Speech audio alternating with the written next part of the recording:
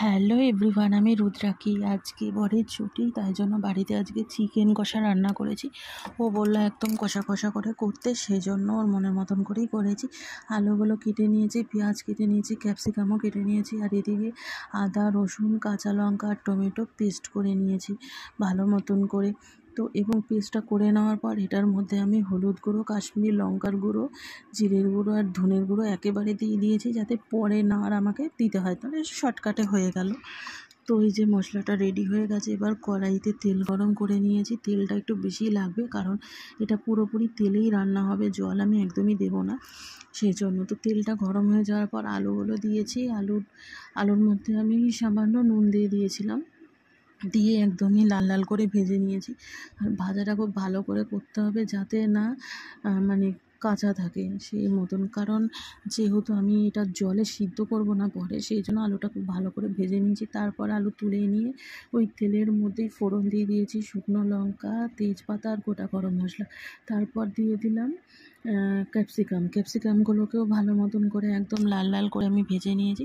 ভাজা হয়ে যাওয়ার পর তার মধ্যে এবার আমি পেঁয়াজ কুচিগুলো দিয়ে দিয়েছি। পেঁয়াজটা দিয়ে এবার পেঁয়াজটাকেও আমি ভালো মতন করে ভাজবো। আর পেঁয়াজগুলো দেখো একটু একটু যেখানে যেখানে আটকে গেছে, মানে বড় বড় রয়ে গেছে, সেগুলোকে আমি খুন্তি দিয়ে ঝাড়িয়ে দিচ্ছি, যাতে প্রত্যেকটাই আর কি ভাজা হয়। আর একদমই ভালো মতন করে লাল লাল করে পেঁয়াজটা ভাজতে হবে। মাংসের পেঁয়াজ তো খুব ভালো মতন না ভাজা হলে না খেতে ভালো লাগবে না। তো এবার পেঁয়াজটা দেখো একটু নরম নরম হয়ে গেছে, অনেকটাই ভাজা হয়ে গেছে। আর এবার আমি এটাতে নুন দিয়ে দেবো। আর নুনটাকে আগে দিয়ে দিলে না পেঁয়াজটা খুব তাড়াতাড়ি ভাজা হয়ে যায়। তো আমি তখনও দিইনি। এবার আমি এর মধ্যে পরিমাণ মতন নুনটা একেবারেই দিয়ে দেবো। তো দেখো নুনটা আমি দিয়ে দিয়েছি। নুনটা দিয়ে এবার আরও একটু ভালো মতন করে ভেজে নেবো। তো পেঁয়াজগুলো কিন্তু একদম মজে গেছে, ভাজা হয়ে গেছে ভালো মতন। তো এবার পেঁয়াজটা নাড়াচাড়া করতে করতে এটার মধ্যে এবার যে মশলাটা করে রেখেছিলাম, টমেটো, কাঁচা লঙ্কা আর আদা রসুন একসাথে, আর মশলা দিয়ে যে পেস্টটা বানিয়েছি, পেস্টটা আমি দিয়ে দিলাম। এবার এটাকে শুধু ভালো মতন করে কষাতে হবে যতক্ষণ না মশলাটা থেকে তেল ছাড়ছে। তো দেখো কষাতে কষাতে কিন্তু মশলার গা থেকে প্রায় তেলটা ছাড়তে শুরু করেছে অল্প অল্প করে। আর কষানোটা কিন্তু খুব সুন্দর হচ্ছে, দেখতেই পাচ্ছ তেল একদমই ছেড়ে গেছে। আরও সুন্দর করে কষাতে হবে, এইটুকুতে কিছুই হবে না। তো একদমই মশলা থেকে তেল ছেড়ে গেছে, তখন আমি মাংসগুলো দিয়ে দিয়েছি। এবং মাংসটা কিন্তু ভালো মতন করে আমার ধোয়া ছিল, ধুয়ে মাংসটা দিয়েছি। এবার মাংসটার সঙ্গে এবার পেঁয়াজ, আদা, রসুনের যে মিশ্রণটা তৈরি করেছি সেটা ভালো করে কষাতে হবে। মাংসটা যাতে এই তেলেই কিন্তু সিদ্ধ হয়ে যাবে, আমি এখানে জল দেব না। তো নাড়াচাড়া করেছিলাম, এবার দেখো একটু জল বেরিয়েছে, সেই জন্য এটা ঢাকনা, এটা আমি জল দিইনি, কারণ মশলা থেকেই বেরিয়েছে মাংসটা থেকে।